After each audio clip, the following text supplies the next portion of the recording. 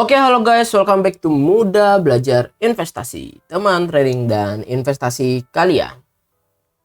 Seperti biasa, hari ini kita akan menganalisa saham untuk beberapa hari ke depan. So, teman-teman simak video ini sampai selesai dan mohon bantuannya untuk terus support channel ini dengan cara subscribe, like video ini, dan nyalakan lonceng notifikasinya. Oke, langsung aja kita masuk ke chartnya ya teman-teman. Nah, hari ini IHSG kita lihat ditutup minus 0,05. Sebetulnya penutupan IHSG hari ini tuh lucu ya, sebetulnya dia kayak sideways aja nih teman-teman. Lihat tuh pergerakannya ya, pergerakannya begini tuh, ular keket ular keket ya. Terus volume transaksinya dia juga 9,5 triliun ditambah ya 9,5 triliun ya.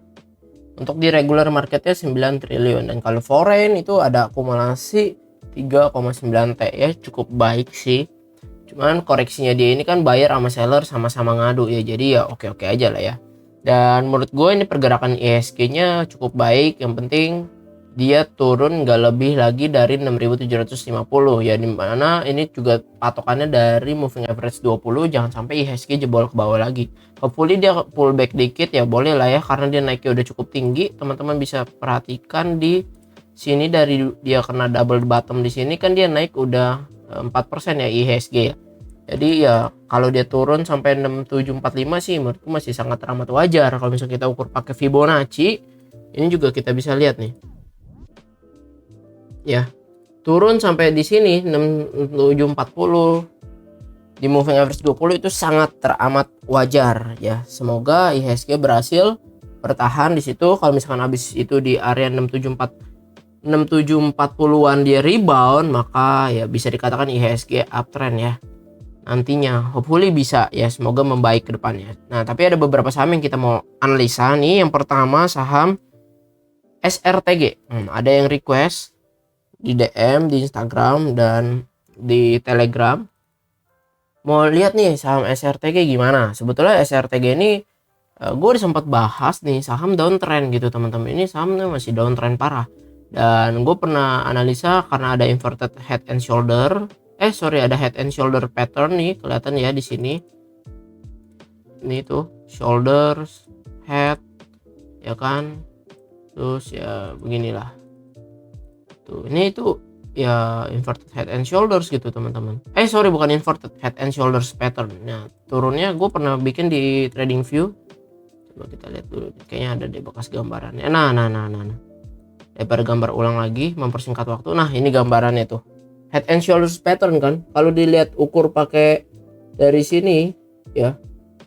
Ini target penurunannya itu bisa ke 1600. Nah, sekarang kalau si SRTG ini dia itu udah jebol di support dia yang di sini tuh. Ya, support dia yang di 2000 udah jebol, dia 1985. Jadi kalau teman-teman tanya apakah beli SRTG masih menarik, kalau menurut gue belum menarik gitu teman-teman, kecuali nanti dia berhasil rebound dan dia berhasil close di atas 2150 lah at least ya. Itu baru ada tanda-tanda menarik. Tapi kalau enggak ya kemungkinan besar dia masih bisa ke 1600 target head and shouldersnya gitu teman-teman. Jadi kalau misalnya kita lihat sendiri SRTG tuh juga masih di big distribusi terus gitu ya. Padahal stokastiknya dia udah berada di area zona jual ya. Tapi MACD-nya sih emang masih minus banget. Histogramnya udah kelihatan plus teman-teman, dan foreign juga buang barang terus 14 miliar gitu. Jadi kalau untuk SRTG nggak usah diperhatiin dulu sih ya. Kalau misalkan dia close di atas 2150 baru ya. Jadi kita gambarin di sini deh 2150. Kalau dia close di sini barulah kita simak nih. Dia ngebreak ya, mesti break. Berarti dia mesti break moving average 20-nya. Supaya kita ngeliat di sini nih, kayak di 21 Oktober kan dia ada reversal sedikit ya, tapi tetap aja di MA 200 kebanting juga dia nggak bisa. Jadi untuk SRTG seperti itu teman-teman. Nah, kita lanjut ke saham berikutnya ya. Nah, ini yang menarik nih, Sido.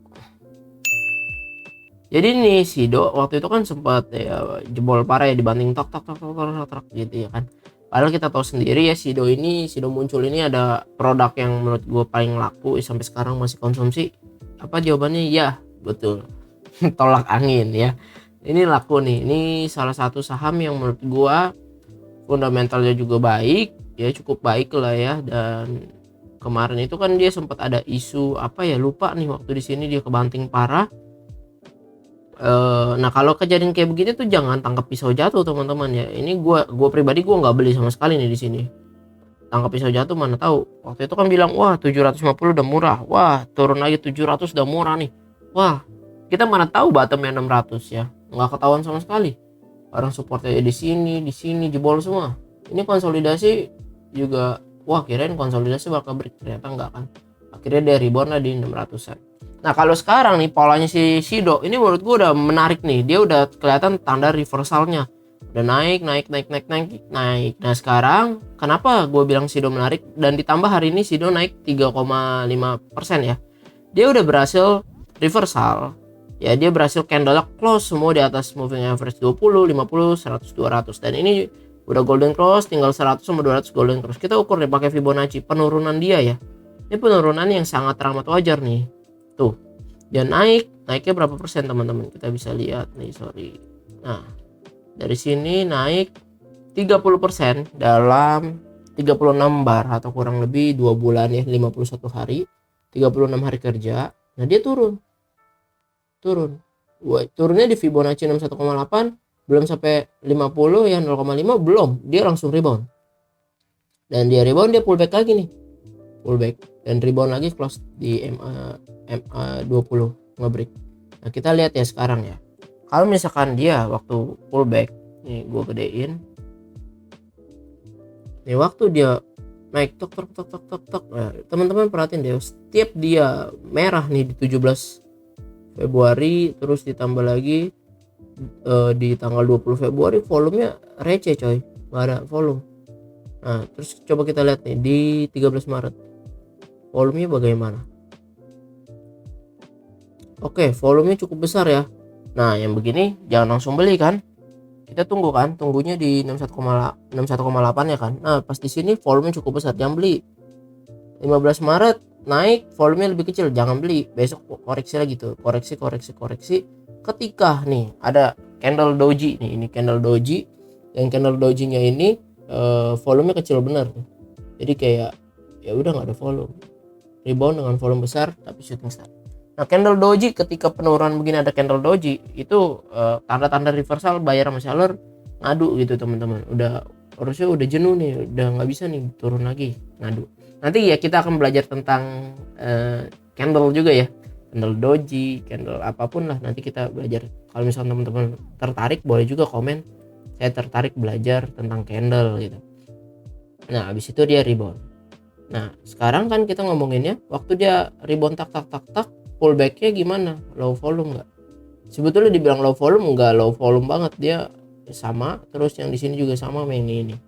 Nah cuman dia berhasil hari ini dibuktikan Sido naik 3,5%, yang dimana menurut gue ini cukup menarik. Dan kalau misalnya kita lihat lebih dekat lagi teman-teman, di sini tuh dia bikin pola ascending triangle lah ya. Ya pokoknya ini pola pullback, pola reversal. Nah kita bisa lihat di sini tuh ada resistance yang terjadi ya kan, ini support, resistance. Apakah Sido udah boleh kita beli ya? Jawabannya kalau gue pribadi belum. Ya gue maunya tunggu dia break ascending triangle-nya. Nah kalau misalkan kayaknya nggak bakal dia langsung break deh. Coba kita lihat indikator. MACD sih udah bagus nih, line-nya udah plus ya. Histogram yang masih minus, dia semoga golden cross segera. Golden cross ditambah line-nya plus itu menurut gue bagus. Stochastic golden cross, sekarang juga masih golden cross, belum berada di area jenuh jual, masih kemungkinan besar dia bisa naik. Nah kita tinggal tunggu aja nih, apakah Sido berhasil ngebreak dari 885. Targetnya sih emang tipis banget teman-teman. Ya sementara ini targetnya cuman ke 920 nih, berapa high-nya 915. Jadi targetnya 915 ya, stop lossnya jadi lebih agak 1/1 lah ya. Jadi kalau dia udah break terus kita bikin stop lossnya di 850. Tapi ini dengan catatan kalau udah break ya, kalau belum break lu bikin 850 ya nggak jelas gitu maksudnya. Nah ini plannya. Tapi kalau misalkan ya kita ngelihat ya, si Sido berhasil nanti nge-break 915. Nah potensinya si Sido kalau pakai teori Fibonacci extension bisa ke 1618 yaitu di 1000. Apakah bisa? Ya kita nggak tahu. So kita follow the market aja. Nah tapi kalau misalkan ternyata si Sido patternnya kayak begini nih, ini cuma analisa kita ya, dia turun, dia naik kepentok resisten, dia ini kepentok lagi nih ya, dia turun lagi nih sampai sini. Nah mungkin kalau misalkan pas di titik 850 dia konsolidasi, nah kita boleh entry juga sih teman-teman. Jadi ini yang buy on weakness kayak begini ya boleh juga. Nah jadi plannya tunggu dia kepentok, dia turun ya, tunggu dia kepentok dulu nih, dia turun ke 850. Nah hopefully target terdekatnya buat jual di 880. Kalau dia ngebreak lagi 885 nya ya averaging up kayak gitu sih. Kalau misalnya kita ngelihat ya, dia masih distribusi, AK distribusi, OD distribusi, BK udah mulai akumulasi. Kalau misalnya kita lihat foreign, sebetulnya dia net buy 1,8 miliar gitu sih teman-teman untuk Sido. Menurut kalian Sido menarik gak? Silahkan bagikan pendapat kalian. Nah lanjut lagi saham berikutnya itu ASI. Nah ASI ini salah satu incaran gue yang gue tunggu, dia ngebreak nih teman-teman. Jadi si ASI kan bikin ascending triangle ini gue sempat bahas kemarin kan, gue nungguin pullbacknya di sini, cuman gue nggak langsung beli ya. Ingat jangan langsung beli. Kenapa nggak langsung beli? Padahal di 9 Maretnya rebound tuh, kok lu nggak beli gitu kan? Pertanyaannya, jawabannya adalah karena si ASI waktu dia ngebreak ini pakai gap jelek banget. Ya soon or later kalau misalkan ada gap, mayoritas ketutup, tapi nggak semua ya. Gue mau disclaimer, nggak semua gap bakal ketutup. Ya jangan percaya kalau beli kalau ada gap di atas ya udah beli aja di bawah, suatu saat akan ketutup tuh gapnya yang di atas. Iya suatu saatnya berapa lama nggak tahu, 10 tahun 20 tahun nggak tahu. Jadi nggak selalu ya. Cuman kalau misalnya ngeliat dari pattern kayak begini, dia ngebreak gapnya jauh begini, kemungkinan besar akan tertutup. Akhirnya tertutup lah di 14 Maret ya. Di sini dia konsolidasi, ini cakep banget konsolidasinya. Jadi plannya kalau untuk ASI nih, gue tungguin dia. Kalau dia ini kan high-nya di 29 Maret itu 6050. Jadi plannya kalau dia break 6050 at least 6100 atau 6075 ya terserah teman-teman, maka menurut gue boleh banget buat di entry ya. Target terdekatnya sih emang moving average 200 teman-teman, cuman 2,5%an gitu kan. Stop lossnya kalau dia udah break ya udah stop lossnya bisa mepet-mepet di 4%. Risk and rewardnya emang nggak menarik sih kalau misalkan kejadiannya kayak gini. Tapi kalau misalkan kita ngelihatnya dari pola ascending triangle si ASI, targetnya itu bisa ke 6.650 ya, yang dimana 9%an teman-teman. Jadi moving average 200 ini salah satu resistance yang mesti kita hadapi. Jadi ya jaga-jaga ya. Jadi kalau misalnya kita beli seberapa lot terserah, jangan beli 10 lot misalnya ya. Di sini amankan dulu 5 lot ya, boleh aja 5 lotnya lagi buat di hold sampai 6.600. Ya menurut gue tuh sangat bijak sih teman-teman, daripada nggak diapa-apain entar malah jadi balik merah. Dan kalau misalnya kita lihat ini bukan moving average 200 doang yang jadi resistance, tapi di sini ada support yang become resist, dan ini juga resistance. Jadi emang cukup berat. Tapi kalau ASI berhasil ngebreak moving average 200 ya di 6.250 ngebreak nih ya, gue sih peluang besar buat ASI ke depannya teman-teman. Kalau ngomongin fundamental udah kayaknya udah cukup baik. Teman kita nggak bahas ya, karena ini ada beberapa saham yang kita mau bahas banyak. Lalu saham berikutnya itu IMAS teman-teman. Hari ini IMAS naik gila gitu ya. Terus ada yang nanya nih, boleh beli gak sih IMAS, masih menarik gak gitu kan? Kalau jawaban gue masih menarik, cuman nggak belinya sekarang ya, nggak belinya sekarang. Kenapa? Karena gue pribadi gue udah beli IMAS di tanggal 3 Maret di sini nih. 3 Maret dia waktu itu dia breakout, waktu itu gue langsung beli aja.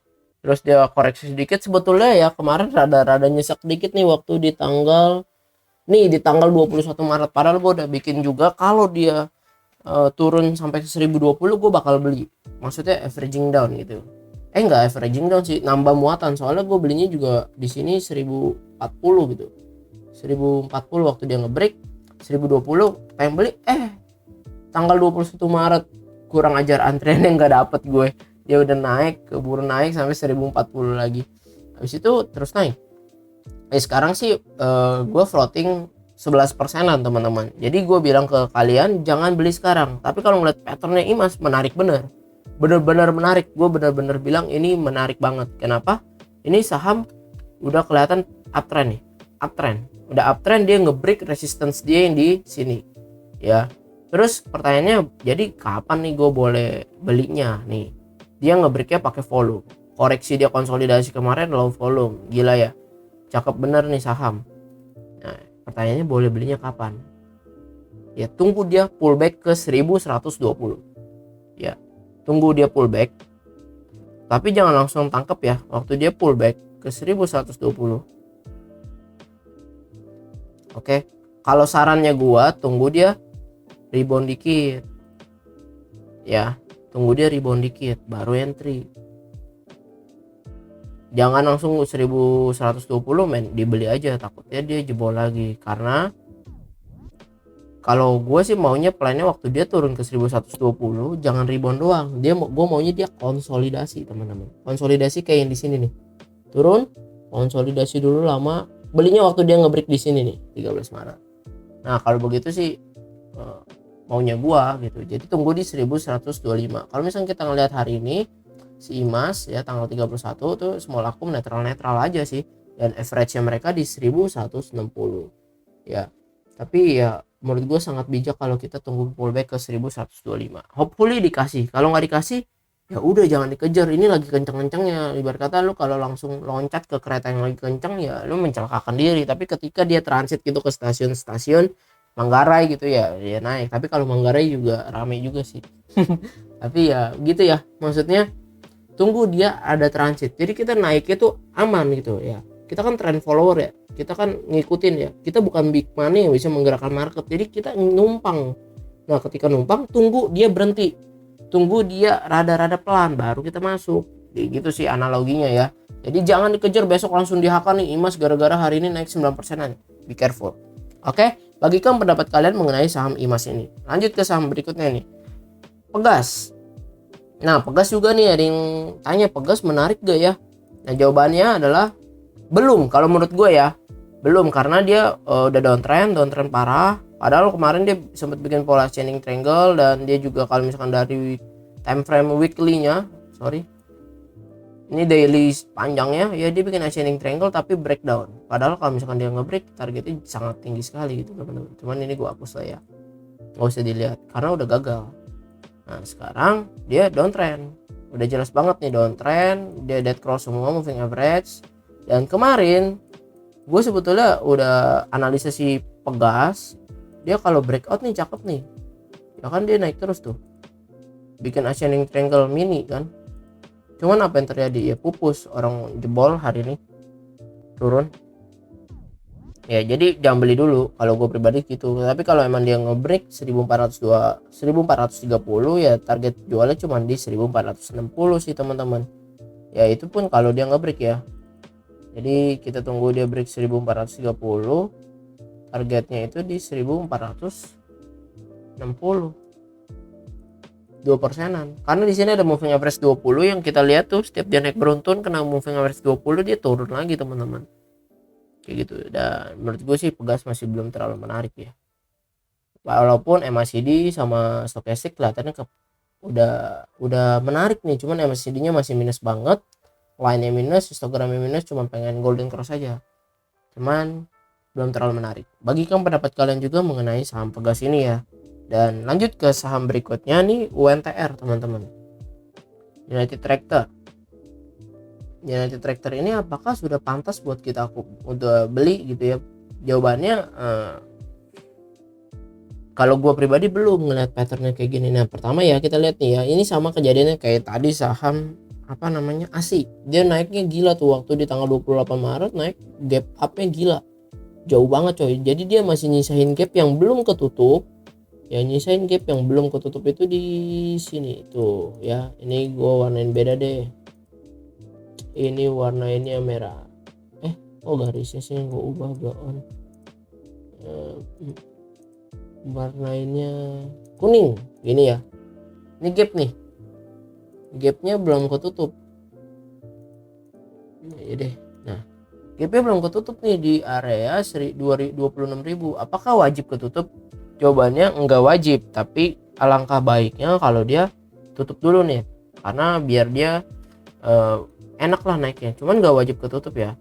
Nah pertanyaannya, kalau misalkan dia nggak tertutup, kita boleh entry UNTR di mana? Ya, kalau gue pribadi sih gue akan melihat dia di sini, karena di sini ada resistance ya. Kok warnanya jadi ini, kita ganti dulu. Dia harus ngebreak dulu guys, 30.000 ya. Kalau misalnya kita lihat juga di sini tuh ada support yang gue garisin ya, tuh 30.000 ya. Dia harus break dulu. Kemungkinan besar kalau dia ngebreak ya kan berarti dia close di atas moving average 200. Sekarang kan dia ketahan terus tuh dia moving average 200. Tapi kalau menurut gue sih nggak akan semudah itu dia buat ngebreak. Kemungkinan besar dia akan membentuk cup and handle pattern, yang dimana di sini seperti contoh misalnya ya, ini gambaran, ini dia bikin cup, terus dia udah naik ya, udah konsolidasi, udah ngebreak di MA 200 atas, cuman kan ada resisten di 30.200an ya. Dia nggak bakal langsung bisa, mungkin dia akan turun dulu sampai mana, mungkin sampai sini 29.000 dia baru ngebreak. Nah tapi kalau misalkan setelah dia ngebreak, targetnya kita ukur, targetnya di 34 ribuan. Nah kalau misalkan kita lihat di sini, apakah ini target masuk akal? Kita lihat di sini ada resistance yang area sini, jadi nggak bisa pas di 34.000.